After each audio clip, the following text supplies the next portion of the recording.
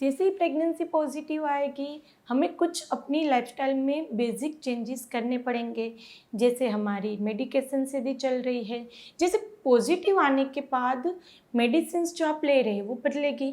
जैसे आपकी पहले थायराइड की दवाई चल रही है, या फिर बीपी की दवाई चल रही है, या फिर कोलेस्ट्रॉल की चल रही है, या आपकी माइग्रेन वगैरह कोई मेडिसिन चल रही है, या एंजाइटी की, या फिर नींद की कोई भी मेडिसिन, यदि चाहे आप वंस इन ए वाइल भी लेते हो या फिर डेली लेते हो, कोई भी मेडिसिन यदि आपकी चल रही है, तो प्रेगनेंसी के बाद उसके डोजेस बदल जाएंगे।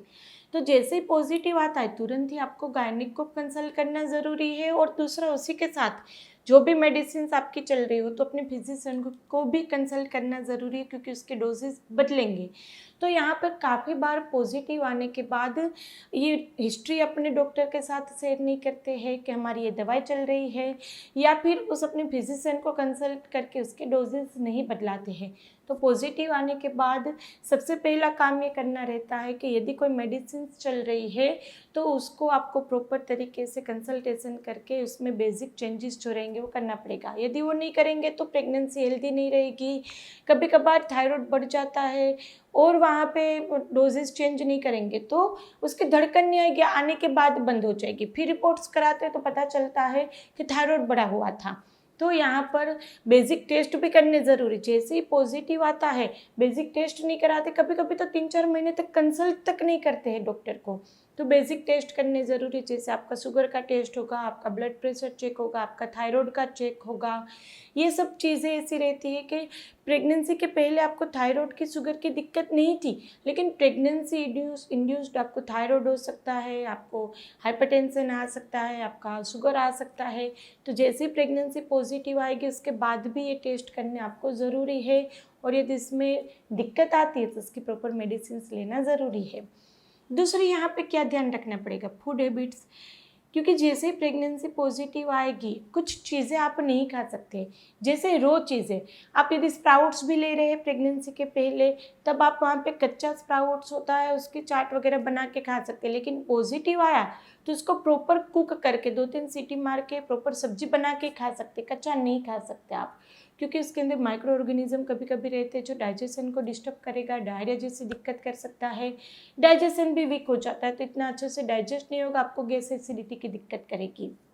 दूसरा, अंडा भी आप रो नहीं खा सकते। कभी कभार ये बहुत ही कम होता है, लेकिन कोई कोई ऐसा भी होता है कि मिल्क में थोड़ा अंडा डाल के वो इस तरह से स्कूप करके वो पी जाते हैं, तो उस तरह से नहीं ले सकते। कच्चा अंडा नहीं ले सकते हैं आप, कोई भी स्प्राउट्स नहीं ले सकते हैं। रो वेजिटेबल्स भी लेना आप वहाँ पे अवॉइड करें तो अच्छा रहेगा, या उसका प्रॉपर सूप बना के पिए जो भी खा रहे हैं, है ना। जैसे कच्चा कभी कभी बीट रूट वगैरह ले लेते हैं, या फिर कोई और सलाड्स वगैरह ले लेंगे जो वो दिक्कत करेगा। तो प्रॉपर तरीके से सूप बना के खा सकते हैं, और कच्ची आइटम्स आपको नहीं खानी है। कुछ कुछ फिश यदि आप लोग खाते हैं तो कोई कोई फिश भी, हाई मर्क्यूरी फिश भी आप प्रेगनेंसी के दौरान नहीं खा सकते, उसको भी बंद करना ज़रूरी रहता है। यदि आप ज़्यादा मात्रा में कैफीन लेते हैं, कोई यदि वर्किंग वूमन है तो वो 3-4 घंटे में एक बार कॉफ़ी पी लेंगे तो वो नहीं पी सकते। एक छोटा कप आप दिन में 2 बार ले सकते हैं, तो ज़्यादा कैफीन नहीं ले सकते। चाय भी दिन में 2 बार 1 कप ले सकते, उससे ज़्यादा नहीं ले सकते। यदि स्मोकिंग वगैरह हैबिट है तो वो बिल्कुल बंद कर देनी पड़ेगी। यदि अल्कोहल लेते हैं, वंस इन ए वाइल भी लेते हैं, तो प्रेगनेंसी के दौरान ना लो तो चलेगा, 9 महीने तक वो बंद रखो। तो आपको इस तरह की यदि टोबैको, अल्कोहल या कोई और ऐसी हैबिट है तो आपको बंद करनी पड़ेगी। दूसरा, ज़्यादा मात्रा में जंक फूड नहीं खा सकते हम। वंस इन ए वाइल खाए, महीने में एक बार कभी बाहर गए खा के आए तो कोई दिक्कत नहीं है। ज़्यादा मात्रा में बाहर की चीज़ें नहीं खा सकते, जंक फूड नहीं खा सकते, और घर में भी हाई प्रोटीन डाइट लेना ज़रूरी है। जंक फूड चलो बंद करेंगे, लेकिन घर का खाना भी हेल्दी होना चाहिए, वो भी चेंजेस नहीं करते। तो घर के खाने में क्या चेंजेस करने हैं, हाई प्रोटीन, यानी कि सुबह, दोपहर, रात में जो भी फूड आप खाते हैं उसमें 1/3 पोर्शन प्रोटीन होना चाहिए। अब प्रोटीन कहाँ से मिलेगा, अंडे में से मिलता है, पनीर में से मिलता है, स्प्राउट्स में से मिलता है। अब प्रोटीन पाउडर नहीं लेते, काफ़ी कि मैं फूड में से ले लेती हूँ, प्रोटीन पाउडर की ज़रूरत नहीं है। तो प्रोटीन पाउडर लेना ज़रूरी है, क्योंकि जितना वजन उतना आप प्रेगनेंसी के दौरान डाइट में से कवर नहीं कर पाएंगे। तो प्रोटीन पाउडर दिन में 2 बार लो, तो हाई प्रोटीन डाइट लेना है। आपको एक मुट्ठी भर ड्राई फ्रूट खाना है, रात में भिगो के सुबह में खा सकते हैं। कोई भी सीजनल फ्रूट खाना है। ये चीज़ें आपको बैलेंस डाइट लेना भी उतना ही ज़रूरी है। तो ड्राई फ्रूट, फ्रूट और प्रोटीन, ये सब चीज़ें आपको लेने से बच्चे का वेट अच्छे से मेंटेन रहेगा, तरल पानी मेंटेन रहेगा, उसकी स्किन अच्छी आएगी, उसके हेयर अच्छे होंगे। विटामिन सी लेना ज़रूरी है, तो विटामिन सी आपको ऑरेंजेस में से मिल जाएगा। डेली 1 गिलास आप नींबू पानी हैबिट बना लो, 9 महीने के दौरान डेली 1 गिलास नींबू पानी लो, देखियो फिर आपकी बच्चे की स्किन कितनी अच्छी आएगी। तो विटामिन सी लेना ज़रूरी है। ओमेगा लेना ज़रूरी है, तो ओमेगा की टेबलेट ले सकते हैं, या फिर वो मिलेगा आपको सीड्स में से और ड्राई फ्रूट्स में से, कुछ ऐसे फूड है उसमें से मिलेगा, तो आपको ओमेगा भी लेना ज़रूरी है। तो ये सब विटामिन्स, मिनरल्स आपकी स्किन के लिए, बच्चे की स्किन के लिए, उसके हेयर के लिए ज़रूरी है। आयरन कैल्शियम तो आपको डॉक्टर देंगे ही। आयरन कैल्शियम के सप्लीमेंट नहीं लेते हैं, क्योंकि मैं फूड में से ले लेती हूँ, ऐसी गलती नहीं करनी है। सप्लीमेंट भी चालू रखनी है और आयरन कैल्शियम रिलेटेड फूड भी अच्छे से लेना है। फिर आपको बहुत ज़्यादा थका देने वाला काम नहीं करना है। यदि आपको पूरा दिन स्टैंडिंग जॉब है तो रिक्वेस्ट करो कि आपको वो बैठ के काम करने दे, क्योंकि प्रेगनेंसी है तो पूरा दिन खड़े होने वाली जॉब है, उसमें भी दिक्कत हो जाती है, पाँव में सूजन आ जाती है, ब्लड सर्कुलेशन इतना अच्छा नहीं रहता, आपको चक्कर आएगा, डिजीनेस आएगी, ब्लैकआउट हो जाएगा, पाँव में स्वेलिंग आएगी, वेरिकोस वेन की दिक्कत हो जाएगी। तो पूरा दिन खड़े होने वाली जॉब में भी थोड़ा रिक्वेस्ट करके बैठने वाली जॉब करनी है। यदि पूरा दिन बैठने वाली जॉब है तो बीच बीच में आपको आधा घंटा बैठो, फिर एक चक्कर लगा लो, फिर आधा घंटा बैठो, एक चक्कर लगा दो। तो एक्सट्रीम में नहीं जाना, पूरा दिन बैठे भी नहीं रहना। घर पे भी हो तो पूरा दिन बेड रेस्ट की ज़रूरत नहीं रहती है, नॉर्मल रूटीन घर का काम करो। और यदि जॉब करते हैं तो सब काम ना करो, तो कोई हेल्प रख दो कि पूरा घर का काम खत्म करके फिर ट्रैवलिंग करके जॉब पे जाओ, घर पे आके फिर रसोई बनाओ, सब काम करो, तो वो भी ना करो। तो कोई भी एक्सट्रीम पे नहीं जाना, एक्सट्रीम बेड रेस्ट नहीं करना है, तो एक्सट्रीम थका देने वाला काम नहीं करना है।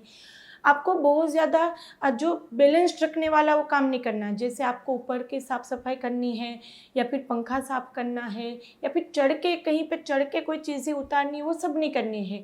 उसमें कभी कभी अचानक ब्लैकआउट होकर आप गिर जाएंगे, दिक्कत आएगी। दूसरा, एक्सरसाइज भी करते हैं तो ध्यान रखना है, बहुत ज़्यादा एक्सट्रीम में नहीं करना है और अंडर गाइडेंस एक्सरसाइज करनी है। कुछ प्रेगनेंसी के ऐसे केसेस रहते हैं जिसमें एक्सरसाइज आप नहीं कर सकते, तो एक्सरसाइज करने से पहले अपने डॉक्टर को कंसल्ट करो और वो बताए उस तरह से उतने टाइम आप एक्सरसाइज कर सकते हैं। और प्रेगनेंसी के पहले 3 महीने में रिलेशन अवॉइड करना। काफ़ी बार रिलेशन रखने के बाद ब्लीडिंग शुरू हो जाने के चांसेस बढ़ जाते हैं।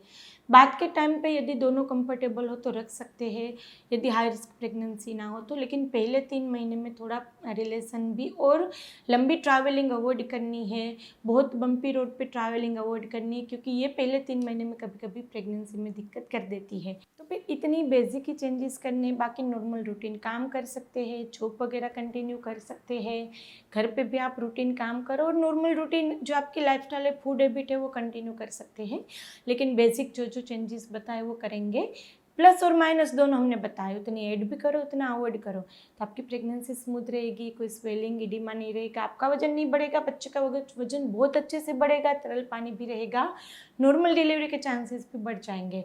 यदि इसके अलावा कुछ और कन्फ्यूज़न है तो क्वेश्चन आप कमेंट बॉक्स में पूछ ही सकते हैं। और यदि आपको वीडियो अच्छा लगे तो ज़्यादा से ज़्यादा लोगों को शेयर करना, क्योंकि बेसिक वहाँ पे कभी कभी पता नहीं रहता, तो उनको पता रहेगा तो उसकी प्रेगनेंसी भी हेल्दी रहेगी। तो चलिए फ्रेंड, फिर जल्दी से मिलेंगे, तब तक के लिए stay healthy, stay happy, bye.